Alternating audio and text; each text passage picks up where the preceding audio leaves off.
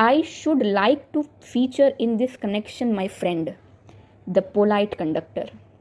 जैसे लिफ्ट वाले के इंसिडेंट से बैड मैनर का एग्जाम्पल समझाए थे, उसी तरह बस कंडक्टर के एग्जाम्पल से गुड मैनर का इम्पोर्टेंस समझाए गए।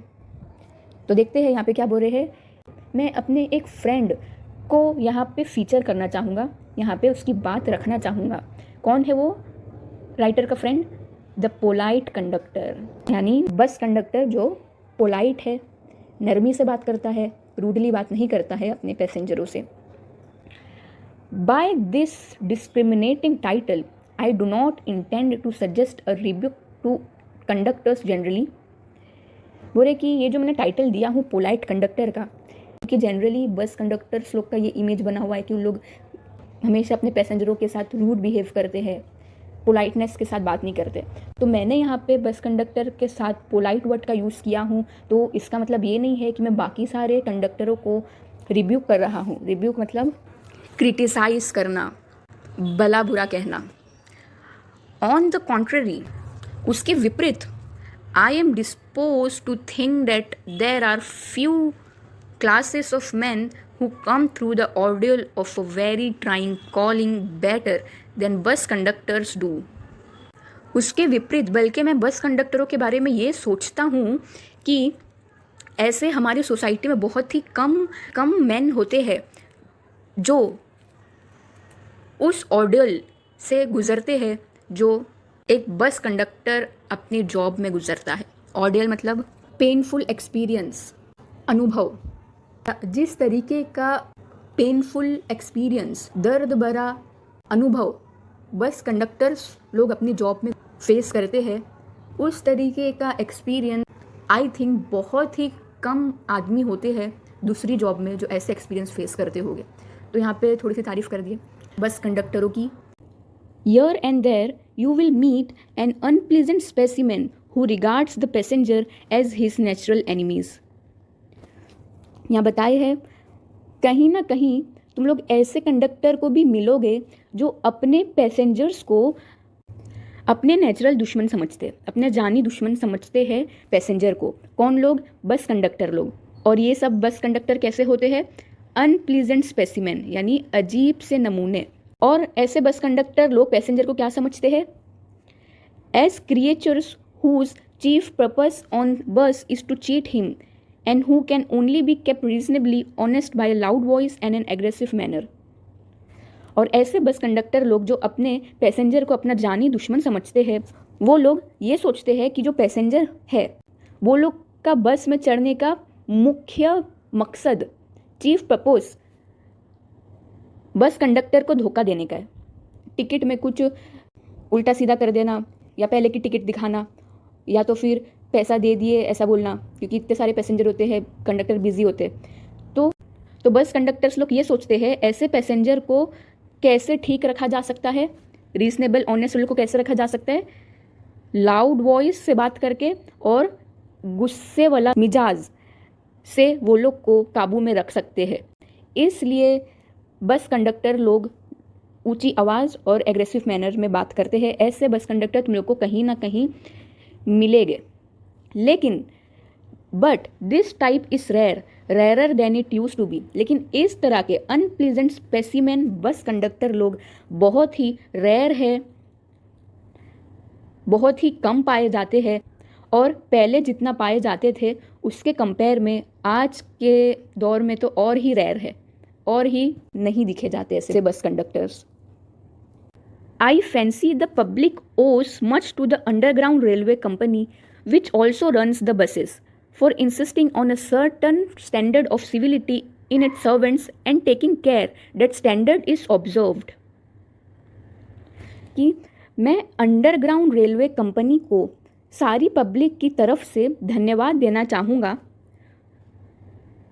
ये कंपनी बसेस भी चलाती है और अपने कार्यकर्ताओं लोग को एक सर्टन स्टैंडर्ड, एक सर्टन मैनर्स रखने के लिए ज़ोर देती है। इंसिस्टिंग यानी ज़ोर देती है अपने सर्वेंट, यानी वो बस के अंदर जो भी बस ड्राइवर होगा, बस कंडक्टर होगा, उनको ज़ोर दिया जाता है कि अपना स्टैंडर्ड मेंटेन रखे। और सिर्फ बोल के ख़त्म ही नहीं कर देते हैं, वो लोग के स्टैंडर्ड को ऑब्जर्व भी किया जाता है। तो इससे क्या होता है, in doing this it is not only makes thing pleasant for the travelling public but performs an important social service. तो ये चीज़ करने से क्या होता है, जो पब्लिक ट्रैवल कर रही है वो लोग का सफ़र अच्छा तो कर ही देती है, साथ ही साथ एक सोशल सर्विस लोगों तक पहुंचता है। It is not therefore with any feeling of unfriendliness to conductor as a class that I pay a tribute to a particular member of that class. और इसलिए मैं कोई भी कंडक्टर के लिए अनफ्रेंडलीनेस की फीलिंग नहीं रख रहा हूँ, बल्कि मैं वो लोग को सैल्यूट करता हूँ कि वो लोग उस क्लास का हिस्सा है, that they are particular member of that class, कि वो लोग इतनी हेक्टिक जॉब संभाल रहे हैं, तो मैं वो लोग को ट्रिब्यूट देता हूँ, ना कि मैं वो लोग के बारे में अनफ्रेंडलीनेस जैसी कुछ फीलिंग रख रहा हूँ। I first became conscious of his existence one day when I jumped onto a bus and found that I had left home without any money in my pocket. अब ऊपर जिसकी राइटर ने बात किए थे वो बस कंडक्टर से कैसे मिले, यहाँ पे उनने बताया है। तो बोल रहे हैं कि वो बस कंडक्टर की मौजूदगी मैं कब महसूस किया, जब घर से निकल के जल्दबाजी में बस में बैठ गया और बाद में मुझे रियलाइज़ हुआ कि मेरे जेब में तो पैसे है ही नहीं। Everyone has had the experience and knows the feeling, the mixed feeling which the discovery arouses. सब लोग ने ये चीज़ कभी ना कभी तो एक्सपीरियंस किए होंगे, और ऐसे सिचुएशन में जो फीलिंग होती है वो बहुत ही ज़्यादा मिक्स्ड होती है। जब हमें रियलाइज़ होता है, मतलब कोई ऑटो में बैठ जाते हैं और बाद में हमें रियलाइज़ होता है कि हमारे पास तो पैसे है ही नहीं, हम अपना पर्स भूल गए। और जब डिस्कवरी होती है, डिस्कवरी यानी जब हमें पता लगता है कि हमारे पास पैसे नहीं है, तो उस वक्त जो फीलिंग होती है बहुत ज़्यादा मिक्स्ड होती है। यानी हम you are annoyed because you look like a fool at the best and like a knave at the worst. और वो मिक्स फीलिंग कैसी होती है, तुम बहुत ही ज़्यादा अनॉयड हो जाते हो, परेशान हो जाते हो, और साथ ही साथ तुम बेवकूफ़ भी दिखने लगते हो सबकी नज़रों में, और साथ ही साथ नेफ एट द वर्स्ट यानी डिसऑनेस्ट का सबसे बुरा टाइप। नेव यानी डिसऑनेस्ट, बेईमान। दूसरे जो बस में पैसेंजर होते हैं वो लोग तुमको नेव समझने लगते हैं कि ये तुमने जानबूझ के करे। तो ये मिक्स फीलिंग इस सिचुएशन में एक्सपीरियंस करते हैं लोग। You would not be at all surprised if the conductor eyed you coldly and as much as to say, yes, I know that stale old trick, now then, off you get. और ऐसी situation में bus conductor तुम्हें आंख दिखा के ये बोलेगा कि हाँ मुझे पता है ये बहुत ही पुरानी ट्रिक है बिना पैसे के ट्रैवल करने की, चलो अभी ये बस से उतरो और चले जाओ। बस कंडक्टर के ये वर्ड्स तुमको सरप्राइज़ नहीं करेंगे, क्योंकि सिचुएशन ही ऐसी है, हमारे पास पैसे नहीं है, सामने वाला हमको बेईमान समझेगा, ऐसी सब फीलिंग अपने को आने लगती है। And even if the conductor is a good fellow and lets you down easily, you are faced with the necessity of going back and the inconvenience perhaps of missing your train और your engagement. और बोल रहे हैं कि चलो मान लो कि conductor एक गुड फेलो था, वो कंडक्टर एक अच्छा इंसान था, उसने तुम्हें आंखें नहीं दिखाई, ना ही उसने डांटा, लेकिन उसने तुम्हें बीच रास्ते में उतार दिया। उस वक्त भी प्रॉब्लम होगी, उस वक्त भी तुम्हें प्रॉब्लम फेस करनी पड़ेगी। कौन कौन सी? बीच रास्ते में उतर गए, पैसे नहीं है, अब घर कैसे जाएंगे, फिर से घर जाना पड़ेगा चल के, ये प्रॉब्लम, बहुत दिक्कतें फेस करनी पड़ेगी, इनकन्वीनियंस, और शायद तुम्हारी ट्रेन भी मिस हो जाएगी। मतलब कितने लोग पहले ऑटो बस करके रेलवे स्टेशन जाते हैं तो लोग की ट्रेन मिस हो जाएगी, और वो लोग जिधर जाना चाहते होंगे, कोई बर्थडे में, मीटिंग में, तो एंगेजमेंट में सारी चीज़ें इंक्लूड हो जाती है, वो भी मिस हो जाएगी या डिले हो जाएगी। तो बस कंडक्टर बुरा भी हुआ तो प्रॉब्लम फेस करनी पड़ेगी, और वो गुड फेलो हुआ तो भी कुछ ना कुछ इनकन्वीनियंस, दिक्कतें फेस करनी पड़ेगी।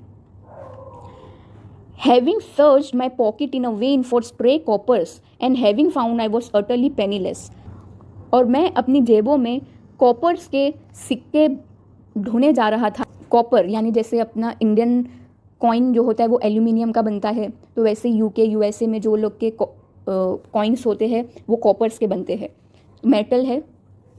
तो बोल रहे हैं यहाँ पे कि मैं अपनी पॉकेटों में कॉपर्स के सिक्के ढूंढ रहा था, लेकिन कुछ फ़ायदा नहीं हुआ, मेरे पास एक भी पेनी नहीं था। अब वो कॉइन का नाम क्या है? पेनी। जैसे अपने इंडियन कॉइन का नाम रुपया है, वैसा यहाँ पे कॉइन का नाम है पेनी। तो बोल रहे हैं कि लेकिन मुझे एक भी पेनी नहीं मिला। I was penniless. I told the conductor with as honest a face as I could assume that I couldn't pay the fare and must go back for money. मैं जितना हो सके उतना ईमानदार वाला फेस बना के बस कंडक्टर को अपनी बात बोल दिया कि मैं पैसे नहीं दे पाऊँगा, मैं अपना पैसा घर भुलाया हूँ और मुझे घर जाना पड़ेगा पैसा लेने के लिए। तो बस कंडक्टर ने ये सुन के क्या रिप्लाई किया? Oh you need not get off, that's all right. Bus conductor ने बोला, अरे उतरने की कोई ज़रूरत नहीं है, होता है, कोई बात नहीं। All right said I, but I haven't a copper on me. तो मैंने बोला ठीक है, लेकिन मेरे पास एक भी कॉपर नहीं है। Oh I will book you through, where do you want to go. तो बस कंडक्टर ने रिप्लाई किया, तुम्हें जिधर जाना है मैं उधर के लिए तुम्हें बुक कर दूंगा, तुम्हें किधर जाना है बताओ। And he handle his bundle of tickets with the air of a man who was prepare to give me a ticket for anywhere from the bank to Hong Kong. और वो टिकट निकालने के लिए अपने बंडल में देखने लगा, और उस वक्त मुझे ऐसा लग रहा था कि ये कंडक्टर, ये इंसान, मैं जिधर जाना चाहता हूँ उधर की मुझे टिकट देगा। Ticket for anywhere from the bank to Hong Kong. Bank ये दो जगह का नाम है और दोनों के बीच में बहुत बड़ा डिस्टेंस है, तो इसलिए बोल रहे हैं कि ऐसा लग रहा था कि मुझे बैंक से लेके हांगकॉन्ग कहीं भी जाना है, ये मुझे उधर की टिकट दे देगा बिना कोई प्रॉब्लम के। उसके बोलने के मिजाज से ऐसा लग रहा था कि वो मुझे कहीं की भी टिकट दे देगा जहाँ की मैं बोलूँगा। I said it was very kind of him and told him where I wanted to go. फिर मैंने बस कंडक्टर को कहा कि it is very kind of you, और मैंने उससे बताया कि मुझे किधर जाना है। And as he gave me the ticket I said, but where shall I send the fare.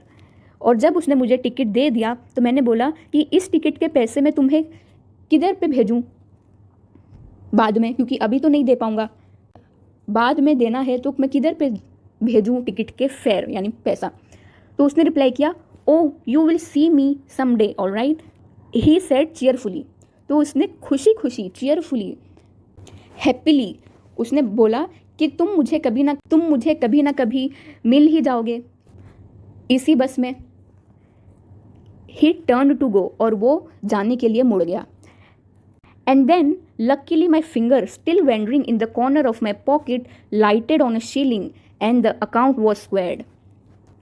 और लकीली यानी फॉर्चुनेटली, किस्मत से मेरी फिंगर, मेरी उंगलियां जो अभी भी मेरी पॉकेट्स के कोनों में अभी भी वेंडर कर रही थी, घूम रही थी, वो फाइनली शीलिंग पे आ गई। अब ये शीलिंग क्या है? ये भी है एक करेंसी का नाम जो हुआ करती थी पहले। एक शीलिंग की वैल्यू होती थी 12 पेंस। पाउंड तो मालूम होगा ना, तो एक पाउंड की वैल्यू कितनी होती है?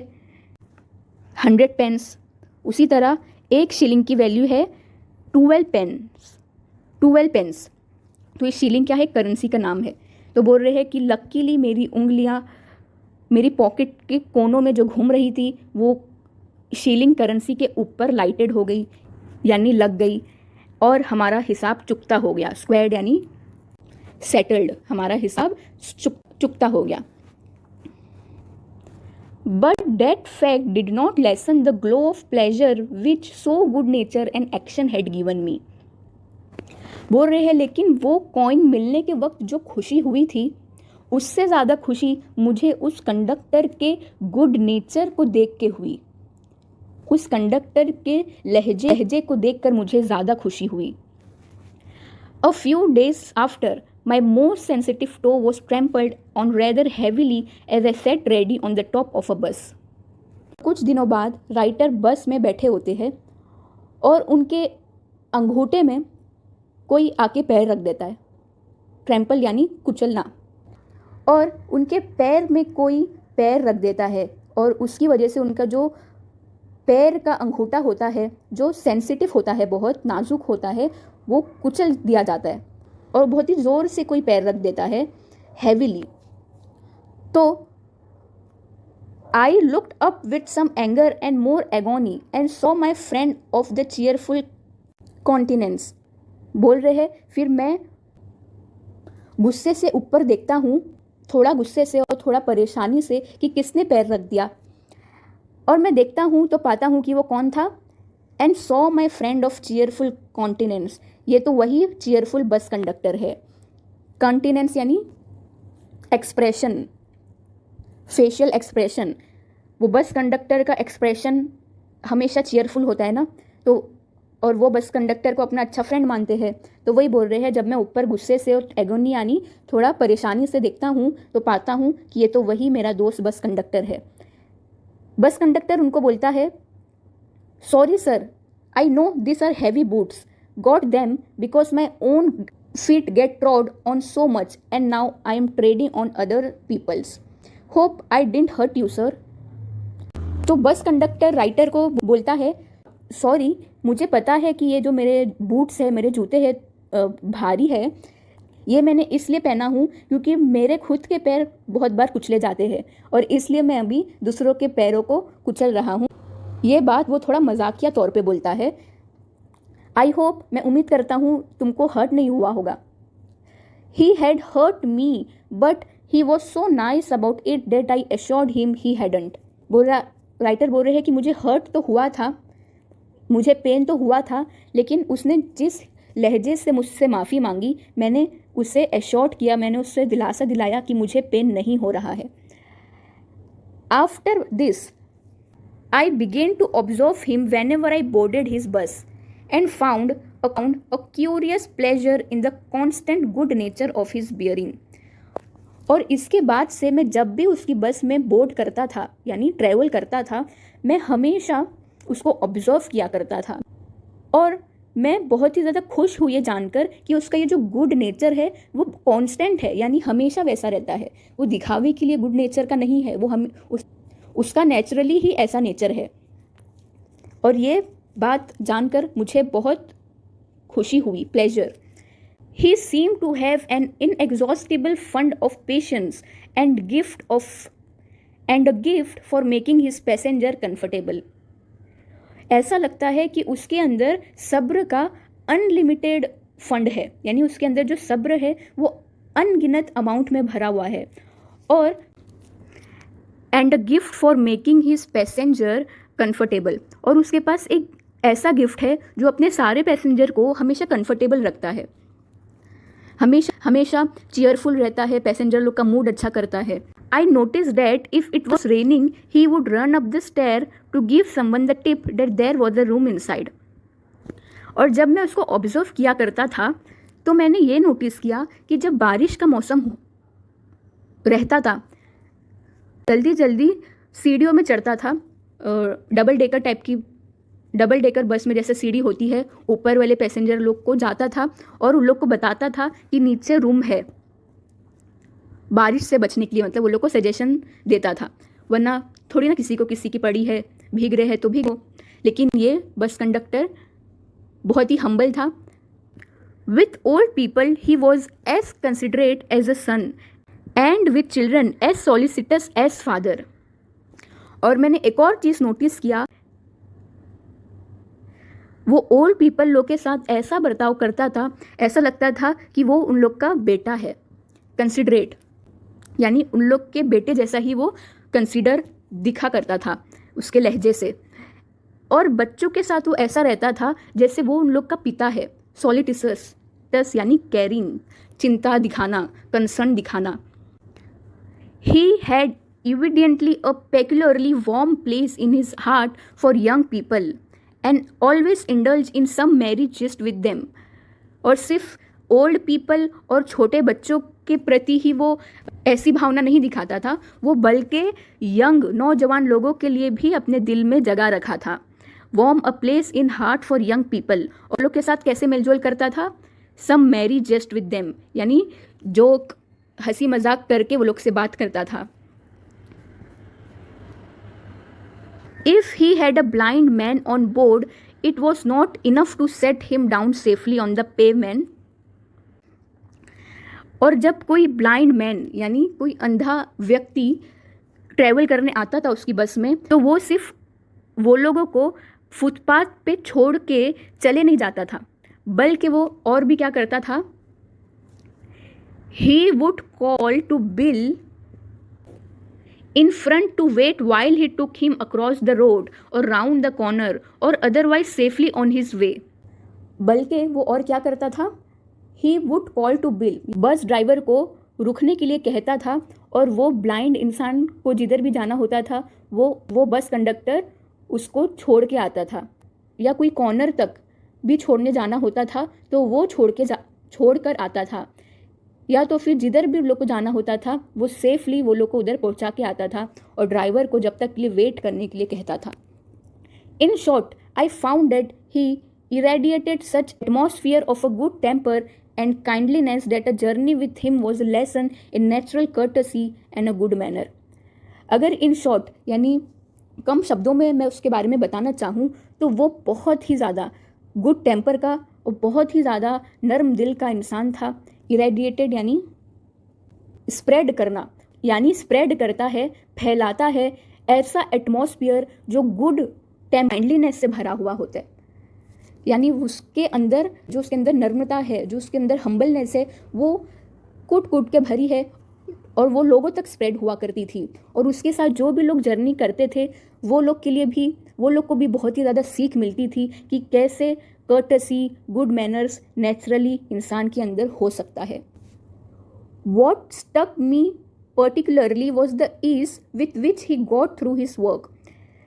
जो चीज़ मुझे सबसे ज़्यादा शॉक किया करती थी वो ये थी कि वो कितनी आसानी से, कितने ईज से अपना ये काम निभा रहा है। If bad manners are infectious so also are good manners. जिस तरीके से बैड मैनर्स इन्फेक्शियस होते हैं उसी तरह गुड मैनर्स भी इन्फेक्शियस होते हैं। हमें बस कंडक्टर के एग्जाम्पल से राइटर ने समझाने की कोशिश की है कि इस कंडक्टर का बिहेवियर इतना अच्छा था कि उसके साथ ट्रैवल करने वाले सारे पैसेंजर लोग का मूड अच्छा हो जाया करता था।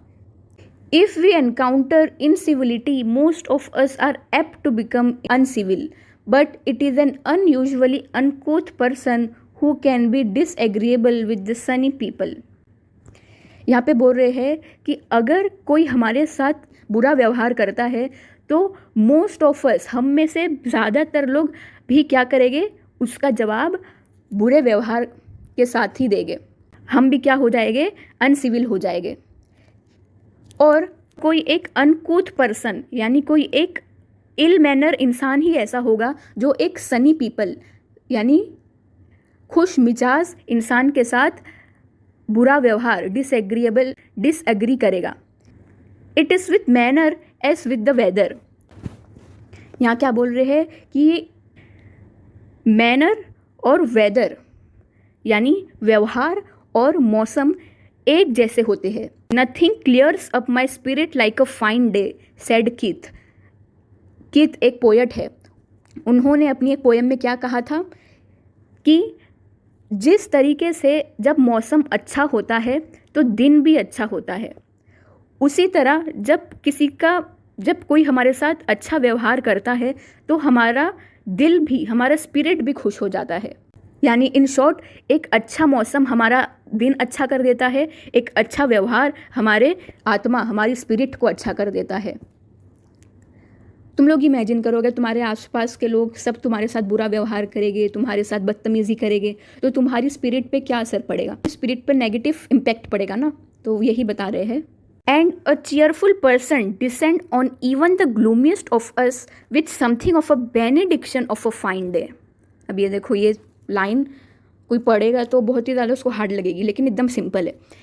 क्या बता रहे हैं कि एक खुश मिजाज का इंसान एक दुखी इंसान के ऊपर इस तरह पड़ता है, यानी चीयरफुल इंसान का बिहेवियर एक सैड इंसान के ऊपर इस तरह डिसेंड होता है जिस तरीके से बेनेडिक्शन यानी ब्लेसिंग, आशीर्वाद, एक अच्छे दिन का आशीर्वाद हो।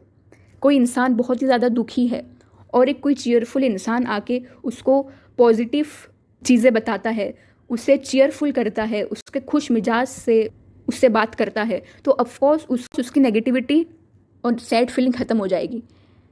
तो वही बोल रहे हैं, चीयरफुल इंसान का बिहेवियर इतना ज़्यादा पावरफुल होता है। And so it was always fine weather on the polite conductor's bus. और इसी तरह उस बस कंडक्टर के जब बस में हम ट्रेवल करते थे तो ऐसा लगता था मौसम बहुत ही अच्छा है, सिर्फ और सिर्फ उसके चीयरफुल बिहेवियर की वजह से ऐसा एक्सपीरियंस करने को मिलता था। And his own civility, his conciliatory address and good humoured bearing infected his passenger.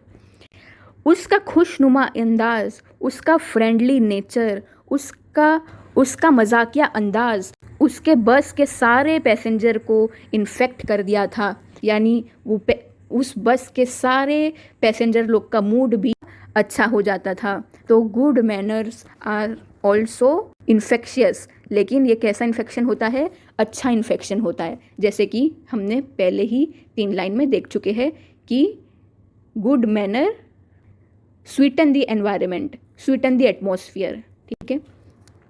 In lightening their spirit he lighten his own task.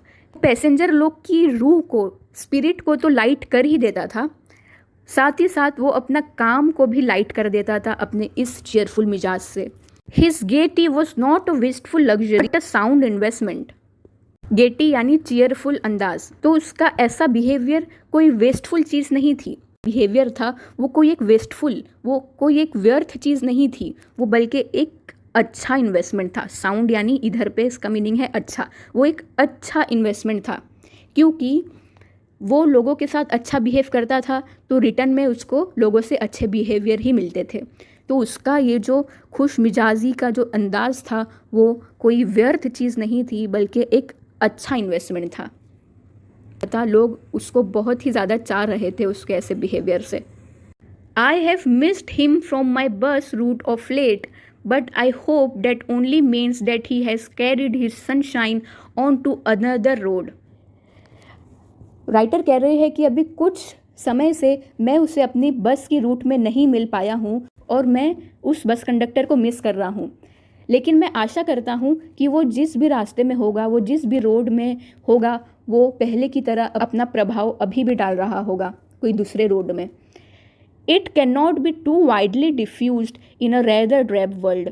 वो ज़्यादा दूर नहीं होगा क्योंकि ये दुनिया ड्रैब्ड है, यानी छोटी है, ज़्यादा बड़ी नहीं है, वो कहीं और होगा और दूसरों का दिन अच्छा कर रहा होगा। And I make no apologies for writing a panegyric on an unknown bus conductor. मैं इस अननोन बस कंडक्टर की इतनी ज़्यादा तारीफ़ कर रहा हूँ, मैं ये चीज़ के लिए एपोलॉजी नहीं मांगूंगा। पैनेजेरिक यानी a piece of writing to praise someone highly. तो मैं उसकी इतनी ज़्यादा तारीफ़ कर रहा हूँ, इसके लिए मैं किसी से माफ़ी नहीं मांगूंगा और ना ही मुझे कोई शर्मिंदगी है कि मैं एक अननोन बस कंडक्टर की इतनी ज़्यादा तारीफ़ कर रहा हूँ अपने इस ऐसे में। If a Wordsworth could gather lesson of wisdom from the poor leech gatherer on the lonely मोर।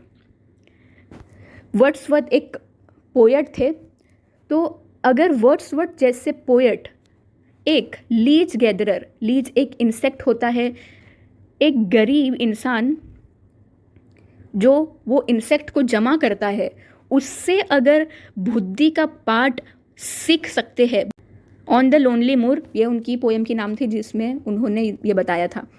तो I see no reason why lesser people should not take lesson in conduct from one who shows how a very modest calling may be dignified by good temper and kindly feeling. तो अगर Wordsworth जैसे people एक गरीब कीड़ा उठाने वाले इंसान से बुद्धि का पाठ सीख सकते हैं, तो मुझे ये नहीं समझ आता कि क्यों लोग एक काइंडली फीलिंग वाले, गुड टेम्पर वाले इंसान से कुछ सीख लेते हैं और अपने अंदर भी वैसा गुण लाने की कोशिश करते हैं। It is a matter of general agreement that the war has had a chilling effect upon those everyday civilities of behaviour that sweeten the general air. बोल रहे हैं कि जो पहले अच्छे व्यवहार की जो हवा थी, जो बहुत ही ज़्यादा स्वीट थी, वो कहीं ना कहीं वॉर की वजह से ठंडी पड़ चुकी है। वही जो देशों के बीच में सब वॉर हुए हैं तो लोग एक दूसरे के प्रति थोड़ी घृणा रखते हैं, तो वही बोल रहे हैं कि वो सब वॉर की वजह से उसने हमारे अच्छे बिहेवियर को कहीं ना कहीं ठंडा कर दी है। We must get those civilities back if we are to make life kindly and tolerable for each other. तो हमें क्या करना पड़ेगा, हमें वो पहले वाली स्वीटन हवा, वो हमारे पहले वाले अच्छे बिहेवियर फिर से लाने पड़ेंगे। वी मस्ट गेट दो सिविलिटीज़ बैक, हमें वो फिर से लाने पड़ेंगे हमारी लाइफ को काइंड और टॉलरेबल बनाने के लिए, एक दूसरे के प्रति टॉलरेबल यानी एक दूसरे के साथ फ्रेंडली रिलेशन बनाने के लिए बहुत काम आएंगे। We can not get them back by invoking the law. हम ये हवा को लॉ पे डिपेंड होकर नहीं ला सकते। The policeman is a necessary symbol and the law is a necessary institution for a society. Policeman एक नेसेसरी, एक इम्पॉर्टेंट सिंबल है, प्रतीक है, और कानून भी एक इम्पॉर्टेंट इंस्टीट्यूशन है, संस्था है उस सोसाइटी के लिए जो अभी भी क्या है, लोअर देन द एंजल्स, यानी उस सोसाइटी के लोग अभी एंजल्स के जितना नहीं पहुंच पाए हैं। हमारे आज के सोसाइटी का जो बिहेवियर है वो, मतलब एंजल लोग का बिहेवियर कैसा होता है, बहुत ही ज़्यादा हम्बल, गुड और मैनर्ड टाइप, लेकिन हमारी आज की सोसाइटी उस लेवल तक नहीं पहुंची है। हमारे बिहेवियर आज भी इतने अच्छे नहीं हुए हैं, तो कहीं ना कहीं we are lacking behind in our behaviours. तो यही बोलना चाह रहे हैं, but the law can only protect us against material attack. और पता ही, जैसे पहले भी अपन ने पढ़े कि लॉ सिर्फ अपने को फिजिकल अटैक से बचा सकती है, ना कि मॉरल अटैक, ना कि इंटेलेक्चुअल अटैक, और ना ही फीलिंग हर्ट हुई तो। Nor will the Liefman's way of meeting moral affront by a physical violence help us to restore the civilities। और ना ही हमें वो लीफमैन, जो ऊपर हमने पढ़े थे, लीफमैन ने पैसेंजर को निकाल के फेंक दिया था, उसकी बात इधर पे हो रही है। तो बोल रहे हैं कि वो लीफमैन के बिहेवियर से हमें मॉरल नहीं लेना चाहिए, कि उसने अपने बेइज्जती का जवाब, अपने मॉरल, उसके जो मॉरली हर्ट हुआ था उसका जवाब उसने फिजिकल वायलेंस से दिया था, तो उससे हमें सीख नहीं लेनी चाहिए। ऐसा करने से क्या होगा, हम अपनी सिविलिटी फिर से ला सकते हैं। तो क्या करना होगा, हमें बेइज्जती का जवाब इज्जत से देना होगा, ठीक है, ना कि लिफमैन की तरह। तो यहाँ पे लेखक वो लिफमैन को एक सजेशन देना चाहते हैं कि वो लिफमैन को किस तरीके से बदला लेना चाहिए था। तो लेखक कहते हैं, I suggest to him that he would have had a more subtle and effective revenge if he had treated the gentleman who would not say please with elaborate politeness. तो यहाँ पे क्या सजेशन दे रहे हैं, राइटर बोल रहे हैं कि वो लिफमैन को क्या करना चाहिए था, वो फिजिकल वायलेंस से भी अच्छे तरीके से वो पैसेंजर से रिवेंज यानी बदला ले सकता था। ये रिवेंज, ये बदला अफेक्टिव और सब्स्टल भी है, और ये बदला अफेक्टिव और सब्स्टल यानी इजी और प्रभावी भी है। क्या करना चाहिए था उसको, वो पैसेंजर को जिसने लिफ्टमैन को प्लीज़ नहीं कहा था, लिफ्टमैन को उसका जवाब पोलाइटनेस से देना चाहिए था, यानी बेइज्जती का जवाब इज्जत से देना चाहिए था। इससे क्या होता, he would have had the victory not only over the boor but over himself and that is the victory that counts. तो ऐसा करने से वो जीत जाता, सिर्फ वो पैसेंजर से ही नहीं बल्कि खुद से भी। और क्योंकि स्पिरिचुअली उसको जो सेटिस्फेक्शन मिलता कि उसने बुरा व्यवहार नहीं किया, उसने किसी का दिल नहीं दुखाया, और उसने एक रूड बिहेवियर वाले इंसान को एक सीख दे दिया, तो इससे उसको खुद तो जीत मिलती ही, साथ ही साथ वो पैसेंजर से भी जीत जाता। और ऐसी विक्ट्री ही रियल विक्ट्री होती है जो गिनी जाती है। The polite man may lose the material advantage but he always has the spiritual victory. यहाँ पे क्या बताया है कि नरम मिजाज का कोई इंसान, कोई हम्बल इंसान मटेरियल एडवांटेज में शायद हार जाए, लेकिन स्पिरिचुअली, लेकिन उसके रूह, लेकिन आत्मिक तौर पे हमेशा उसकी ही जीत होती है। कैसे? जैसे अपने को मालूम ही है बदतमीज़ी बहुत इन्फेक्शियस होता है। तो फॉर एग्ज़ाम्पल ये इंसान के साथ बदतमीज़ी किया, उसकी वजह से उसका मूड ख़राब हुआ, तो फिर इसने किसी और पे बदतमीज़ी किया और इसका मूड ख़राब हुआ। अब ये इंसान किसी और पर अपना गुस्सा निकालने के लिए रूडली बात करता है या बैड बिहेवियर करता है उसके साथ, और मान लो कि ये जो इंसान है वो हम्बल नेचर का है, पोलाइट है, तो क्या होगा? ये इंसान इससे रूडली बात करेगा और ये हम्बल इंसान इसके रूड बिहेवियर का रिप्लाई पोलाइटनेस से देगा। तो इससे क्या होगा? ये इंसान ने ये चैन को तो रोक ही दिया आगे बढ़ने से, प्लस इसके दिल को भी खुशी मिलेगी, आत्मिक तौर पे इसके रूह को स्पिरिचुअली इसको तसल्ली मिलेगी, प्लस ये सामने वाले इंसान की भी बोलती बंद हो जाएगी। तो स्पिरिचुअली हमेशा हम्बल इंसान की जीत होती है, भले ही मटेरियल एडवांटेज में वो लूज़ हो जाए। मटेरियल एडवांटेज में लूज़ कैसे? समझो ये इंसान इसके साथ बदतमीज़ी करता और उसके रिप्लाई में ये भी इसके साथ बदतमीज़ी करता, और हो सकता है इसको कहीं चोट लग जाती या ये रोने लगता। तो ये चीज़ अपन देख सकते, इसकी चोट इसको लग रही है, ये रो रहा है, इसका फेशियल एक्सप्रेशन सैड है या गुस्से में, कोई भी चीज़, तो ये चीज़ अपन देख सकते हैं। उसी को मटेरियल बोलते हैं ना, the thing which we can see और वी कैन टच। तो पोलाइट इंसान मटेरियल एडवांटेज में हार जाता है, लेकिन स्पिरिचुअली हमेशा हम्बल इंसान की ही जीत होती है, और ऐसे ही लोग भगवान की नज़र में, गॉड की नज़र में अच्छे होते हैं। तो I hope you understood this.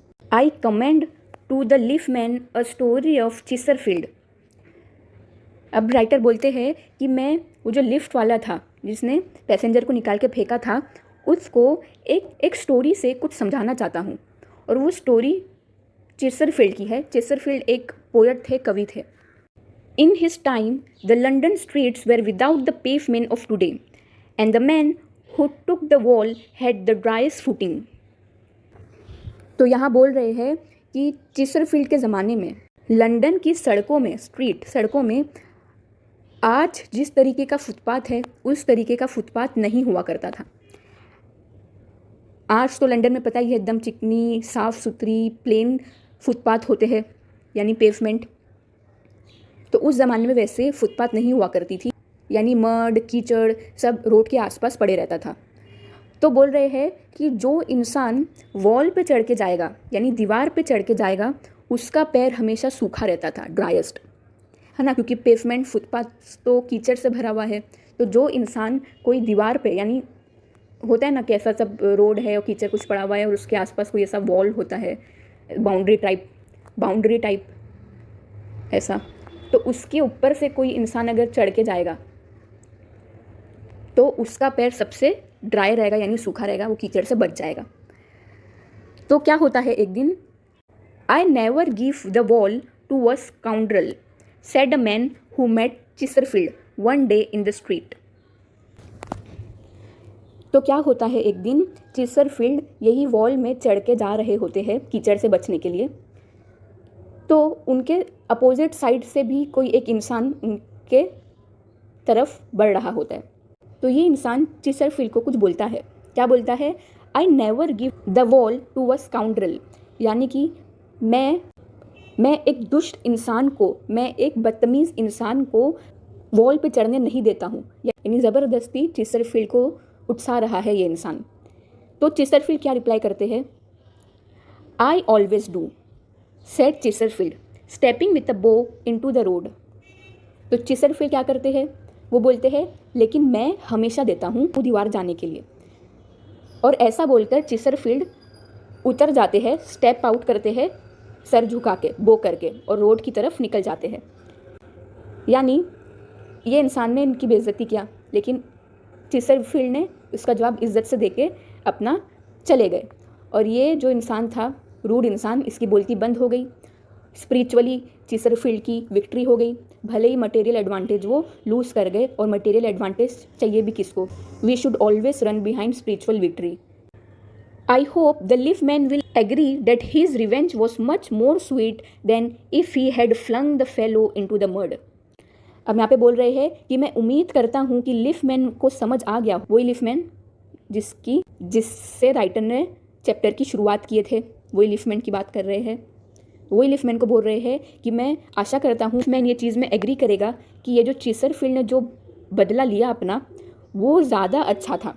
इस तरीके से बदला लेना ज़्यादा स्वीट था, बजाय अगर ये चीसरफील्ड क्या करता, वो इंसान को कीचड़ में उठा के फेंक देता। अगर चीसरफील्ड पोलाइटनेस ना दिखाकर वो इंसान की बात को दिल पे लेकर मॉरली हर्ट होके उसको कीचड़ में फेंक दिया होता, तो क्या होता? लड़ाई होती, एक दूसरे को भला बुरा कहते, क्या मिलता? कुछ नहीं, बस मटेरियल एडवांटेज मिलता। लेकिन मन में कभी ऐसी फीलिंग अच्छी नहीं आती है। तो यही बोल रहे हैं कि लीफ मैन को समझ में आ गया होगा कि चीसरफील्ड ने जो जिस तरीके से बदला लिया वो ज़्यादा अच्छा था। तो यहाँ पे तुम्हारा सेकंड चैप्टर भी कंप्लीट हो चुका है। आई होप तुम लोग को ये चैप्टर समझ गया होगा।